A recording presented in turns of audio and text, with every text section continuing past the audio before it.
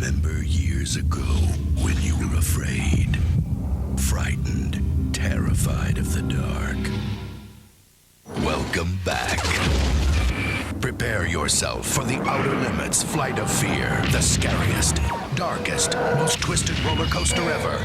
Face your fears, only at Paramount's Kings Island. Flight of Fear is the world's first roller coaster to feature an electromagnetic launch. Using cutting-edge linear induction motors, or LIMs, it delivers a ridiculous burst of electricity to catapult each train from 0 to 54 miles per hour straight into an indoor spaghetti bowl of twisted steel track, flipping riders upside down 4 times in a thrilling experience. Remarkably, there isn't just one Flight of Fear, there are 2. One located at Kings Island in Mason, Ohio, and the other at Kings Dominion in Doswell, Virginia. Both were pioneers, not only for introducing electromagnetic launch technology to roller coasters, but also as the first coasters manufactured by Phoenix Rides, which you probably know today as Premier Rides. As prototypes, these attractions faced their fair share of issues and challenges in the early years. However, after making significant improvements, both coasters remain in operation today, thrilling hundreds of thousands of riders annually. In this video, we'll dive deep into the history of these iconic attractions, explore their unique operational quirks and flaws, and examine how these issues were addressed over time. It's important to note that both Flight of Fear attractions are perfectly safe, and riders face no danger while aboard. This video is not intended to cast Kings Island, Kings Dominion, or Premier Rides in a negative light, but rather to share perspective on the complexities of pioneering prototype roller coasters like Flight of Fear. The work to create Flight of Fear led to the craze we see today of electromagnetic launching roller coasters that are continuously built across the globe. Throughout the video, you'll notice footage from Joker's Jinx at Six Flags America and Poltergeist at Six Flags Fiesta Texas, both of which are outdoor clones of Flight of Fear. If you enjoy the video as it plays, I kindly ask for your support by clicking the like button, as that helps the channel greatly against the YouTube algorithm. Without further delay, let's dive into the intricacies of Flight of Fear.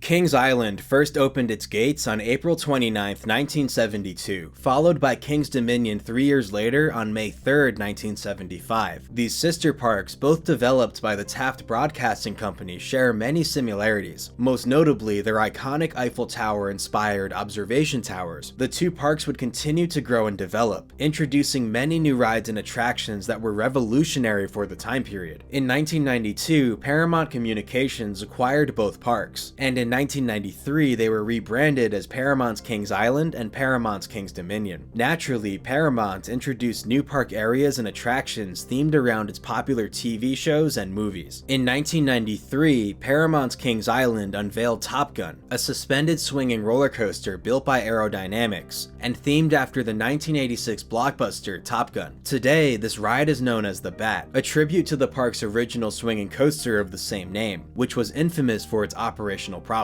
Be sure to check out my video covering the Bat after this one if you haven't seen it already. In 1994, both Paramount's Kings Dominion and Paramount's Carowinds introduced a new park area based on Wayne's World, featuring Hurler, advertised as the world's first movie-themed wooden roller coaster. In 1995, Paramount was developing 2 identical attractions for Kings Island and Kings Dominion, which of course were the 2 Flight of Fears. Themed to the 1995 TV series The Outer Limits, a revival of the 1960s science fiction classic, these rides were originally named The Outer Limits Flight of Fear. The show's focus on alien invasions made for a perfect match, and both coasters adopted a sci-fi theme centered around alien invasions. Beyond the captivating theme, the rides introduced revolutionary technology, becoming the first roller coasters to feature electromagnetic launches using linear induction motors, or LIMs. In a conference call on July 18, 1995, Paramount challenged the marketing teams at both parks to devise attention-grabbing events that tied into the alien invasion narrative. 2 creative concepts emerged. Kings Island went with a giant crater, supposedly from a spaceship landing, complete with a time capsule containing futuristic blueprints for an out-of-this-world coaster. On the other hand, Kings Dominion opted for a massive crop circle design. Despite concerns that Hurricane Felix would overshadow the media event, the crop circles became a sensation. Helicopter footage captured the massive multi-acre design, design, and the media coverage reached as far as San Diego, California. Following the viral announcements, construction began at both parks, though each took a different approach. At Kings Island, the massive building that would house the ride was constructed first, and then the roller coaster was assembled inside, using indoor cranes attached to the ceiling. Kings Dominion took the opposite approach, constructing the coaster first, and then building the enclosure around the completed ride. Both Flight of Fear coasters were manufactured by what is now Premier Rides. At the time, the company was divided into 3 entities, with Phoenix Rides leading the development of both attractions. Jim Shea, now the president of Premier Rides, was president of Phoenix Rides during the project. Werner Stengel's firm handled the structural analysis, while the British firm, Force Engineering, developed the linear induction motors, or LIMs, that would launch the coaster's trains. Throughout the rest of the video, you'll hear me reference the LIMs as limbs. Once the concrete foundation was complete, the structure and track were erected above. Remarkably, the track and supports for both Flight of Fears fit together seamlessly, a testament to the ride's precise design and high-quality manufacturing. The coasters were designed at the dawn of computer-aided design, which played a crucial role in ensuring the complex, twisted spaghetti bowl layout was executed flawlessly. In early 1996, at a press hearing, a model of the LIM launch system was demonstrated. The model was built to verify the calculations of the full-scale launch utilized on Flight of Fear. The model utilized 5 limbs to accelerate a sled from a standstill to 40 miles per hour. On April 11, 1996, Kings Dominion's Flight of Fear reportedly completed the first successful test run. However, as efforts continued to bring both coasters into full operation, the prototypical nature of both attractions began to show. Both Flight of Fear coasters were originally slated to open in April 1996, but technical delays pushed their debut to June of that year. One of the main challenges during testing involved fine-tuning the launch speed, which led to hundreds of false starts. In these instances, the train would begin its launch sequence but failed to complete it, stopping at a set of brakes at the end of the launch track. Interestingly, Flight of Fear features a completely flat launch track, so when a launch is aborted, the train remains stationary, even after the brakes are released. To return the train to its starting position, ride technicians must manually push the heavy train back towards the load station. On modern launch coasters, the launch track is often built with a slight upward slope, allowing a stalled train to roll back to the start of the launch track using gravity. Flight of Fear's flat launch makes this recovery process more labor-intensive. The false starts may have also been connected to a new infrared laser system used to detect the train's position during the launch. As each train is launched, a laser beam reflects off the rear of the train and returns to a receiver behind the load station, tracking its progress down the launch. Based on this data, the system determines which limbs to activate. If the laser beam is interrupted out of sequence or loses track of the train's position, the launch is aborted, causing the train to stop at the brakes just after the launch track. Up until this point, roller coaster launches were much simpler and relied on the power of flywheels or even dropping insanely heavy weights to launch a train, so there wasn't much of a need to pinpoint the precise location of a train as it was hurtled down a launch track. Between this infrared laser system and contactless electromagnetic launch system, Flight of Fear truly employed a great deal of first-of-a-kind roller coaster technology.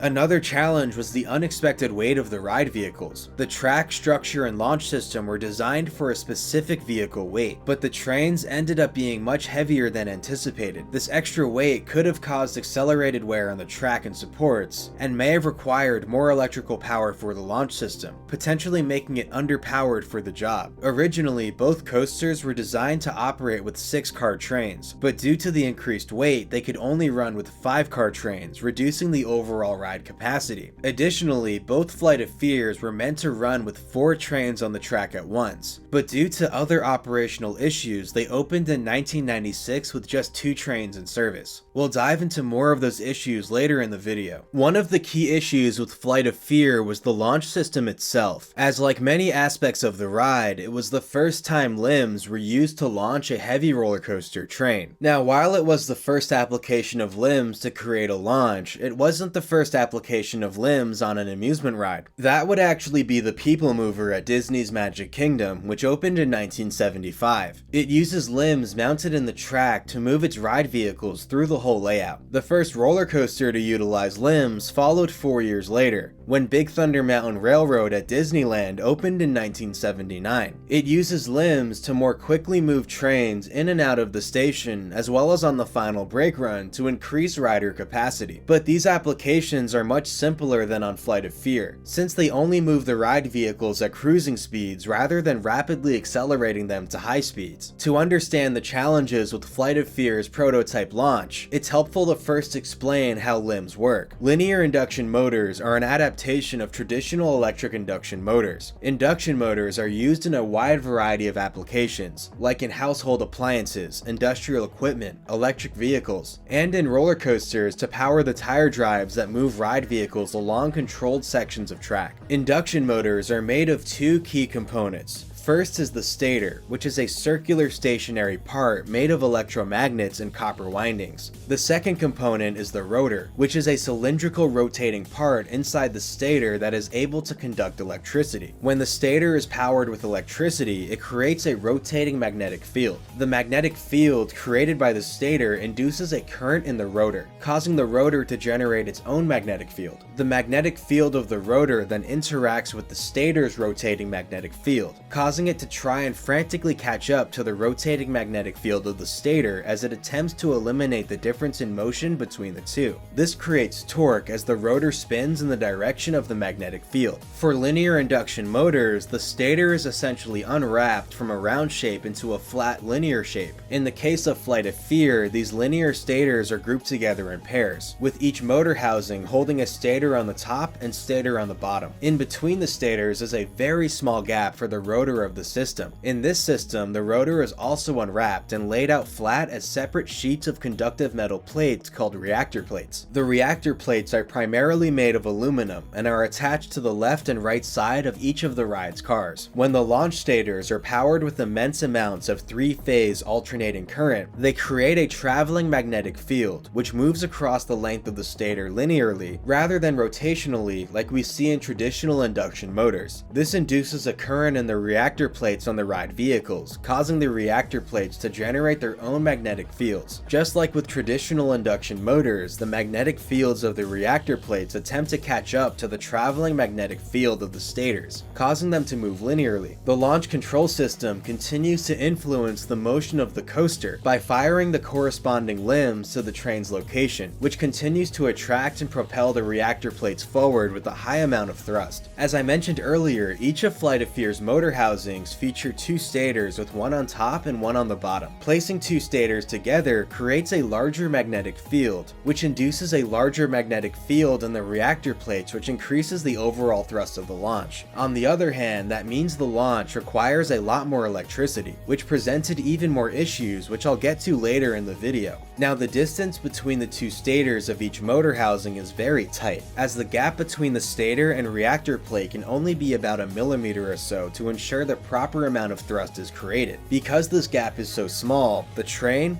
track, and structure are held to incredibly tight tolerances. If the alignment is even slightly off, the reactor plates can strike the limbs, which can cause further issues. Thus, the launch track must be perfectly straight. The limbs must be installed with pinpoint accuracy. The wheels of the train are probably set up to be crushed to the track, meaning the train cannot give in any direction whatsoever, and the wheels can only wear down so much before they need to be replaced. Even if the wheels wear ever so slightly, the train will sit lower on the track, allowing reactor plates to potentially strike the limbs. Well, this tight tolerance became a significant issue during the ride's initial testing when one of the reactor plates struck a limb, causing the plate to crumple like aluminum foil. To avoid that collision from repeating, many of the limbs had to be moved and adjusted or even replaced entirely. Each limb weighs hundreds of pounds, so this process was extremely labor intensive, as the limbs had to be repositioned within just a few millimeters of their original placement. The limbs and reactor plates are not cheap, so damaging these components and replacing them gets very expensive. Apparently, throughout the 1996 season, the reactor plates had to be replaced twice, which was certainly a costly endeavor. however. The replacements were required due to both damage from collisions with the limbs, and apparently due to the reactor plates even warping due to excessive heat generated by the limbs. In addition, the wheels originally used on the trains were found to be insufficient and had to be replaced with a different version. The original wheels were likely meant for the expected weight of the trains, but since the trains turned out to be heavier than anticipated, the wheels likely wore down too quickly. Keep in mind that while reducing the trains from 6 to 5 cars reduced their overall weight, each individual car was still heavier than intended, placing more force on each axle, and subsequently the wheels. As we just discussed, if the wheels wore just slightly too much, the train would sit too low and reactor plates would begin striking limbs. Roller coaster wheels are also quite expensive, so this was certainly a costly endeavor as well. On top of all these mechanical issues, the massive electrical demand of the LIM launch system also caused problems with the park's electrical grid, but we'll dive deeper into that topic later in the video. Thankfully, the initial issues were resolved within about 2 months, much faster than the opening delays for the larger shuttle coasters that Phoenix and Premier Rides built for Six Flags in 1997. Stay tuned for an upcoming video where I dive into the problems of Batman and Robin the Chiller as well as the 2 Mr. Freeze coasters. Both Flight of Fears soft opened on June 17th, 1996 with their official grand openings following the next day on June 18th. Technically, Kings Island's Flight of Fear opened a few hours earlier as King's Dominions was delayed by a minor technical issue. The rides quickly attracted large crowds, with wait times often exceeding 2 hours. Despite the 2-month delay, the cutting-edge launch technology and excellent marketing generated tremendous excitement. However, another issue soon became apparent. Both coasters were uncomfortably rough. They originally featured over-the-shoulder restraints, which placed riders' heads between the hard, minimally padded restraints. As the ride twisted and turned, the side-to-side motion caused severe headbanging, with some riders even returning with bloody earlobes if they wore earrings, and others were left disoriented from the constant jarring. To help mitigate this, additional padding was added around the ear area to reduce the impact. The roughness was likely due to the axle and wheel bogie design of the trains. On both Flight of Fear coasters, the left and right wheel bogies of each car are linked by a steel rod, meaning they aren't independent of each other as they are on trains from manufacturers like B&M, Mach, or Intamin. For instance, on rides like Hyperia at Thorpe Park, the left and right bogies operate independently and directly support the car above. But on Flight of Fear, the linked bogies support the car at its center, causing any bumper vibration on one side to affect the other. This design amplifies any imperfection in the track, unlike independent bogies where bumps or vibrations felt on one side don't impact the other. While Flight of Fear's track work appears smooth and properly heartlined, some transitions cause the trains to rock side to side instead of staying stable. This is likely due to the combination of Premier's rapid transitions and the linked wheel bogie design. Another factor contributing to the roughness is that each car on Flight of Fear has 2 axles rather than 1. Most modern steel coasters use trailered trains, where the front car has 2 axles, but every trailing car has just 1 rear axle. The front of each trailing car is connected to the rear axle of the car ahead, as seen on Storm Rudder at Hershey Park. Even Aero Development manufactured coasters with trailered trains as far back as 1975 with Corkscrew at Knott's Berry Farm. Premier's design, which uses 2 axles per car and links the left and right bogies, may have aimed to distribute the load more evenly across a larger fleet of wheels, but ended up creating more side-to-side shaking. The extra axles only contributed to the ride's roughness. To address this, the original over-the-shoulder restraints were replaced with lap bars in 2001, significantly improving the ride experience. The lap bars, which are still in use today, provide a much smoother and more comfortable experience for riders. Looking back at 1996, several other significant issues still needed to be addressed. One of the main challenges was the enormous amount of electricity required to launch each train. Unlike newer roller coasters like Red Force at Ferrariland, which uses an electrical storage system to supply most of the energy needed for each launch, both Flight of Fear coasters draw their power for each launch directly from the electrical grid. The rides are powered by a 12.47 kilovolt feeder line, which connects to a dedicated 2.5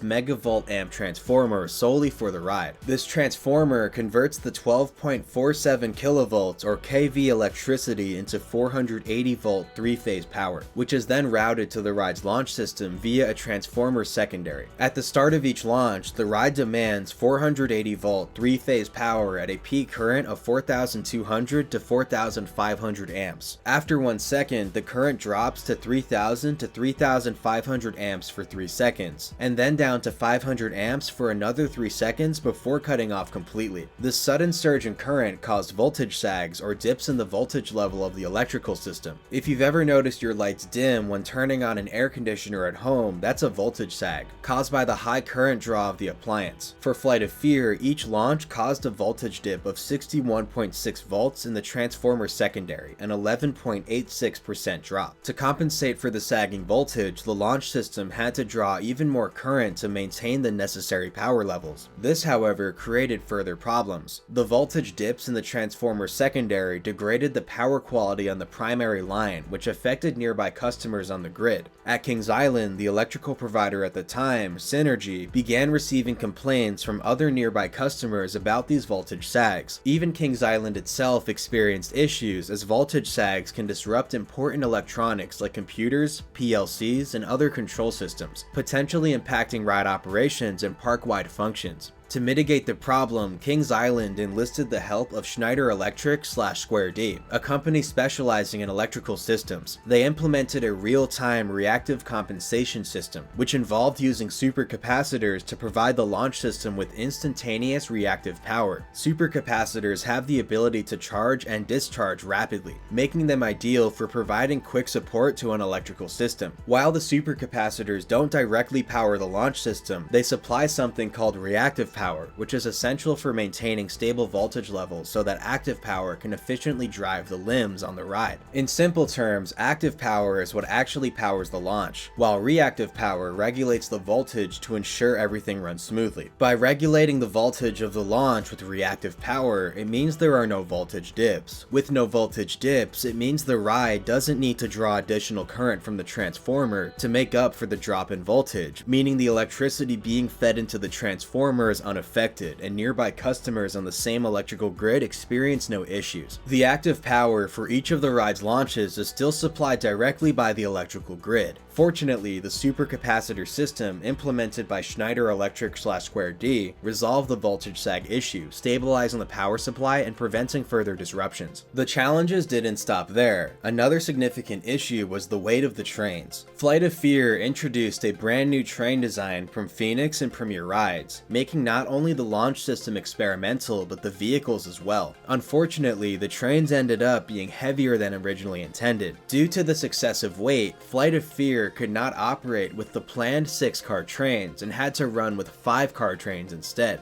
Otherwise, the ride's track, structure, and launch system would have been overburdened. This reduced the ride's capacity, as each train could now accommodate only 20 riders instead of the intended 24. Although some online sources, even including archives of the park's websites, claim that Flight of Fear operated with 6-car trains until 2001, a 1996 video of Flight of Fear at King's Dominion shows the coaster running 5-car trains. Similarly, a video from 1997 also confirms the use of 5-car trains at King's Dominion, and a video from 2000 shows the same for Kings Island. It appears that both Flight of Fears never operated with 6-car trains, which aligns with the other technical issues the ride encountered during its early years. After the 1996 season, it was discovered that sections of track on both Flight of Fear coasters were experiencing premature fatigue in areas subjected to high stress, something not uncommon with prototype roller coasters. Pretty much everything about Flight of Fear was brand new, so even its track design was in its first iteration.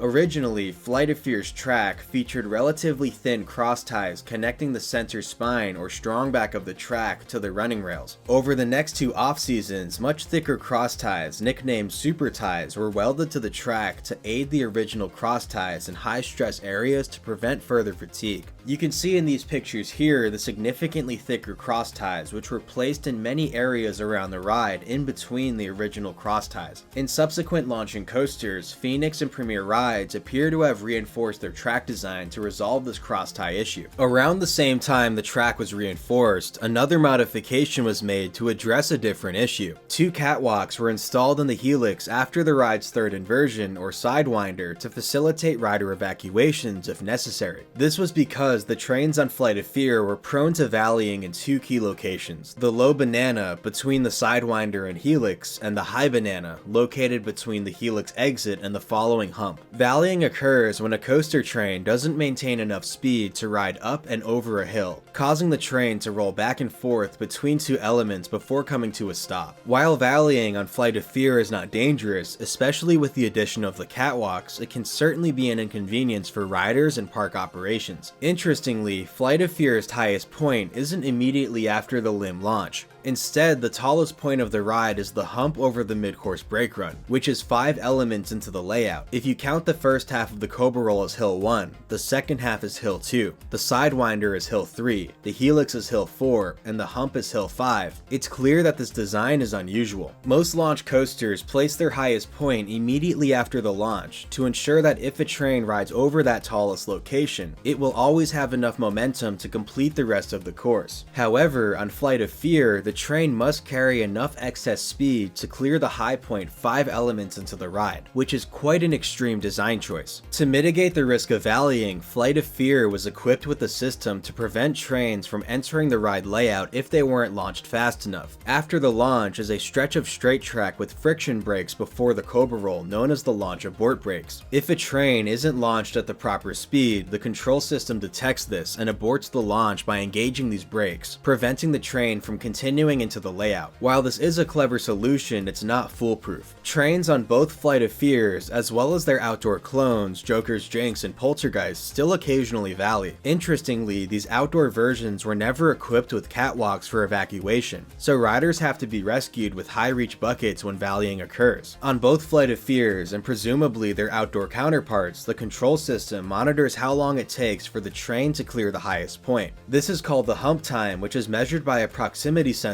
located on the hump. It records the time it takes between when the first and last car of each train pass over it. The longer the hump time, the slower the train is moving. A normal hump time ranges between 1.75 and 2.15 seconds. If the hump time falls between 2.25 and 2.75 seconds, the ride can continue operating, but maintenance must be notified. If it exceeds 2.75 seconds, the ride must be shut down to avoid a potential valley. What's puzzling is why Premier Rides didn't revise the design for subsequent installations of their launched Spaghetti Bowl coasters. And it's not just 2 outdoor clones that shared the same design flaw, but 3, as we can't forget about Crazy Cobra at Discoveryland in China. The 3 outdoor clones were purchased and delivered with the ability to run 2 trains, and they even lack the mid-course brake run found on Flight of Fear. Today, both Flight of Fears primarily operate with 2 trains, but that wasn't the original intent. Flight of Fear was meant to operate with 4 trains, but due to the ride's design and setup, 4 train operations make no sense. Even worse, the original estimate for Flight of Fear's theoretical capacity was 2,270 riders per hour. Not only is this figure not achievable in the slightest, but it's also based off the ride's original plan to run trains of 6 cars in length, which would have held 24 passengers each. As we discussed earlier, Flight of Fear's trains are over their design weight, so the rides have always operated with trains of only 5 cars that hold 20 riders. On the contrary, the subsequent clones feature a newer train iteration which is lighter, so they have always operated with 6-car trains like Flight of Fear was meant to. In order to achieve 2,270 riders per hour with 24 passenger trains, it requires over 94 launches an hour, with a launch occurring about every 38 seconds. But for so many reasons, a launch every 38 seconds is basically impossible, and the ride actually operates at a much lower capacity, which I'll discuss shortly. To detail why that is, we'll need to discuss the ride's block zones. For those of you who are unfamiliar, a block zone is a section of ride that only one train may occupy. At the end of a block zone is a method to stop a train in case the block zone ahead is still occupied. This is the safety system that prevents roller coaster trains from colliding into one another. Let's outline Flight of Fear's block zones. First is Block 1, which includes the load station, launch track, and extends halfway through the Cobra Roll. I'll call this the launch block. Then is Block 2, which starts at the second half of the Cobra Coberol and ends with the mid-course brake run. I'll call this the block brakes. Following is block 3, which starts after the mid-course brake run and ends with the first section of final brake run known as the trim brakes. I'll call this the trim brakes block. Next is block 4, which consists of the ready brakes or transfer track, so I'll call this the ready brakes block. Following is block 5, which is the unload station, which I'll call the unload station block. And lastly is block 6, which is the waiting brakes before the load station, so I'll call this the waiting brakes block. With 6 block zones, that should be enough for 4-train operations, as it's typically ideal to have at least 2 extra block zones on the number of trains on the track. But interestingly, when the ride is operating normally, I presume in automatic mode, the ride's 5th block zone, the ready brakes, no longer function as a block, even though it remains a control point which can stop a train. So in reality, Flight of Fear has 5 block zones, which ideally is not enough for 4-train operations. This is because at any given time, there is only one unoccupied block zone. So essentially, only one train can move at a time while the rest wait for the block zone ahead to open up. Say if train 1 is in the load station, train 2 is in the waiting brakes, train 3 is in the unload station, and train 4 is in the trim brakes. This means only the block brakes are unoccupied, allowing train 1 to launch out of the station into the ride course. Once train 1 is halfway through the Coberol, train 2 can begin advancing into the load station, but trains 3 and 4 will still remain in their original positions while they wait for train 2 to exit the waiting brakes. By this point, train 1 will have reached the block brakes, forcing it to set up or stop, since train 4 is still parked in the trim brakes as it waits for train 3 to leave the unload station into the waiting brakes. Train 1 will remain stopped in the block brakes until train 4 is able to leave the trim brakes and fully park in the unload station. And with train 1 sitting in the block brakes, it means the train in the load station isn't able to launch either. But once train 1 exits the block brakes and train 2 is finally launched into the ride course, the same gridlock will repeat. Thus, 4-train operations on Flight of Fear make no practical sense, and the ride is much better off running 3 trains at most. But even with 3 trains on the track, the fact that trains launch directly from the station hinders the ride's capacity, as 30 seconds are wasted every cycle just for the next train to park in the load station.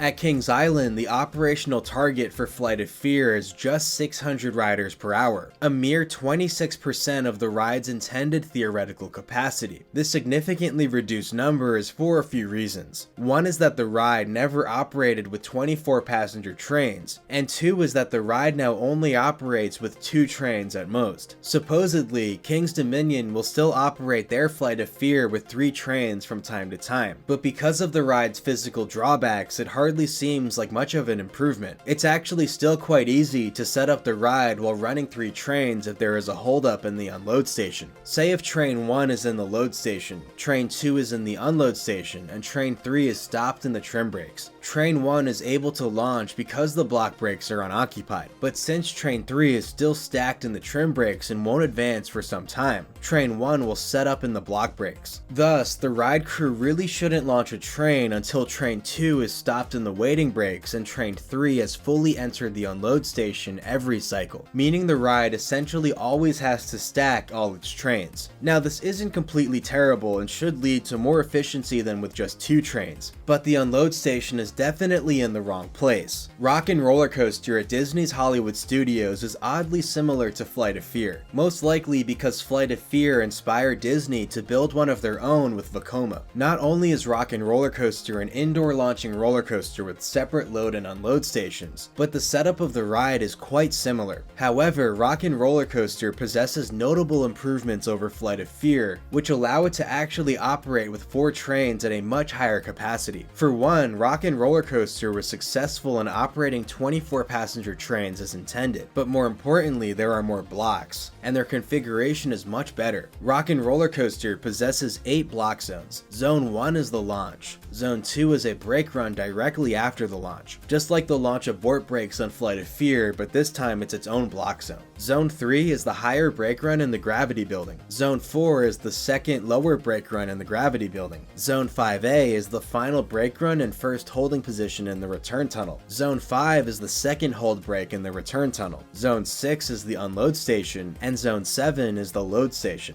Right off the bat, the launch and load station are separated, and trains are advanced out of the station to be launched later. This means the next train can depart from the unload station into the load station much sooner than on Flight Flight of Fear, and the additional blocks throughout the ride course mean trains can actually operate at much closer intervals without setting up and stopping all over the place. The unload and load station are also one after another, instead of having a block zone between them like on Flight of Fear. This is a much better setup, as it makes more sense for a train to stack directly behind the next position it needs to get to, rather than 2 positions away from it. With Flight of Fear today, it's completely possible for a train to launch from the load station while a train is still unloading in the unload station. The train from unload must then advance through the waiting break, which is between the 2 stations. Due to the ride's programming, the train must make a full stop in the waiting break, and then be propelled again into the load station, even if the load station was already empty. So even though Flight of Fear was built in the age where most major coasters offered a high rider capacity, that never panned out for these attractions. Ironically, the lap bars that made the attraction much more comfortable most likely hindered the ride's capacity even further in the long run. Compared to the over-the-shoulder restraints, the lap bars are much less accommodating for riders with unique body dimensions. This means many riders will board into the trains and unfortunately not fit, which for one sucks as these riders miss out on the attraction. But it also slows down operations since all the restraints on the train must be unlocked so that particular rider can disembark. And then just in general, for ride attendants, the over-the-shoulder restraints are much easier to check than the lap bars are. Flight of Fear's trains sit very low to the station platform, meaning the lap bars are basically at floor level. As a result, ride attendants have to bend over and reach down to check each lap bar and seatbelt. For one, this is much more labor intensive and probably causes a good amount of soreness. And it also means that when walking down the train, attendants have to pause at each seat to get low enough to reach the restraint. When the ride had the over-the-shoulder restraints, the attendants didn't need to reach nearly as low and could more smoothly walk down the train without pausing at each seat. On top of that, the over-the-shoulder restraints had no seatbelts, making restraint checks very smooth and quick. The lap bars include a seatbelt that must buckle to ensure each rider fits within the restraint. And it's quite an awkward seatbelt that connects to the sidebar of the restraint. This makes it difficult for riders to secure the seatbelt and further slows down the process of checking restraints. Since the trains weren't designed with the intent to feature lap bars, the lap bars eat into the floor space of each row, primarily because of the large shin guard. So while the lap bars have certainly improved the ride from a comfort standpoint, they've certainly hurt the ride's throughput, which was already a far cry from what it was meant to be. In fact, both Flight of Fears not meeting their intended capacities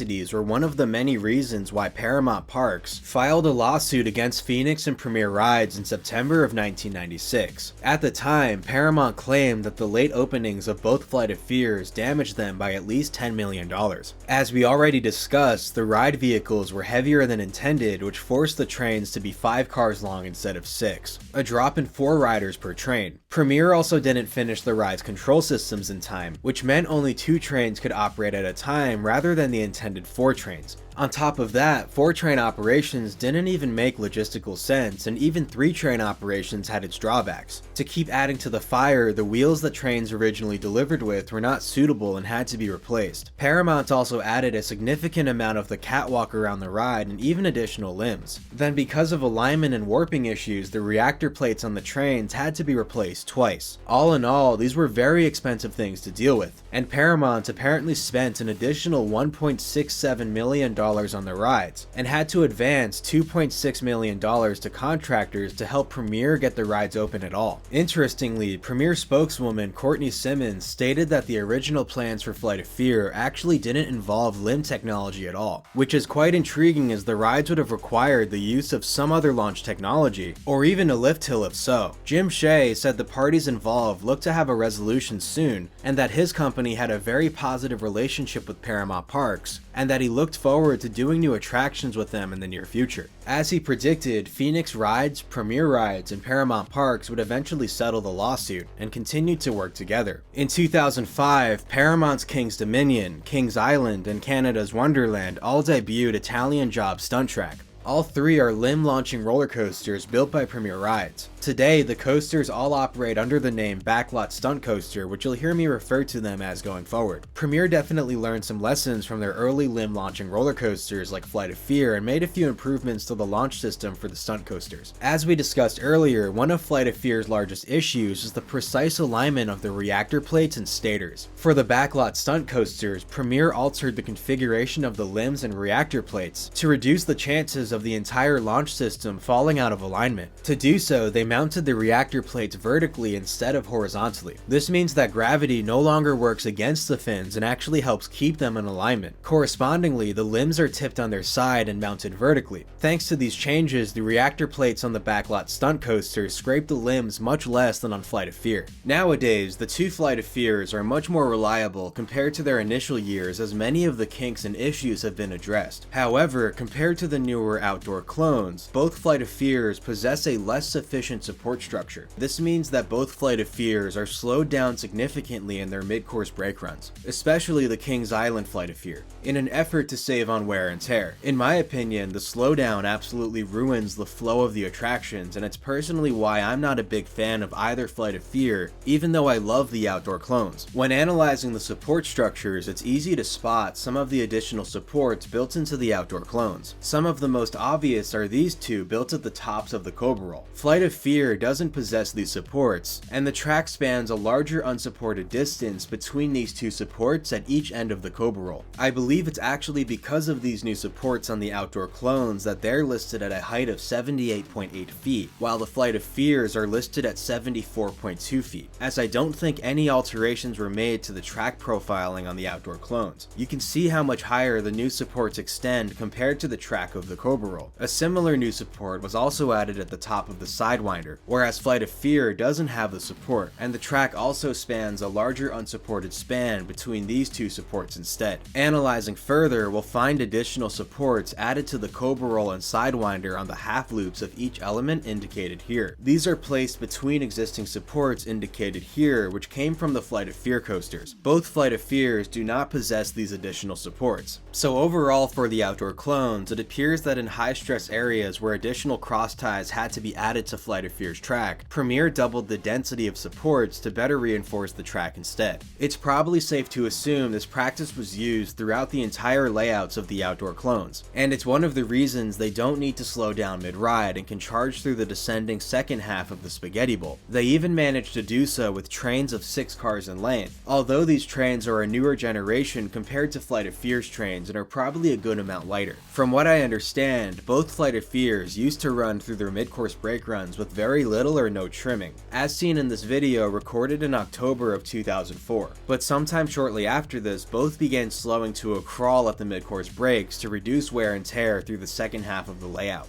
Fortunately, the poor placement of the ride's tallest hill 5 elements into the layout prevents the launch from being drastically slowed down, meaning the first few elements at least have about the same bite and intensity they always have. Even with the ride launching at the speed it was intended to, or at least close to it, Flight of Fear doesn't utilize all of the limbs built into its launch. In fact, it only uses about 80% of them. Say if a certain limb isn't working properly, it can be shut off and another limb can be turned on to replace it, while that original limb is repaired. In this picture of the launch, you can see that this stator is completely missing and is probably removed from the launch to be repaired. Thankfully, the launch was over-designed on purpose and there are plenty of other limbs to compensate. You'll hear about this more in my next video on Batman and Robin the Chiller, but Premier began using more powerful limbs in their subsequent launching coasters. Note that on Flight of Fear, the limbs continue all the way until the launch abort brakes, but as we see on Poltergeist, which has the same length of launch track, the limbs end a good distance before the launch abort brakes. When launching on Flight of Fear, the acceleration is more gradual and spread across the entire launch track, but on the outdoor clones, the acceleration is much quicker, meaning much of the launch track is spent just coasting along until the train reaches the Cobra Roll. Flight of Fear also uses several different types of limbs. Physically, the limbs come in 2 different sizes. There's a larger size limb used on the launch, and smaller size limbs used on the storage track, transfer track, and unload station. The smaller limbs are not meant to launch trains at high speed, but are there to assist with moving trains in controlled sections of track, as well as to get a stopped train rolling again towards the next block zone. When the smaller limbs are in use, you can hear the more gentle hum of them compared to the much louder launch limbs.